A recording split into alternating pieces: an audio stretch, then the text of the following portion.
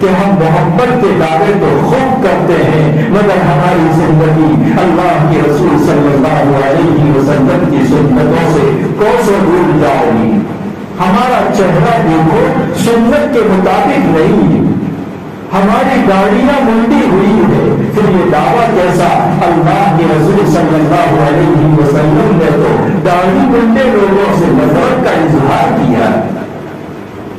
آپ صلی اللہ علیہ وسلم نے جب شاہان عجم کو دعوت کے سلسلے میں خطوط لکھنا شروع کیا تو ایک خط آپ نے لکھا ایران کے بادشاہ کسرا کو،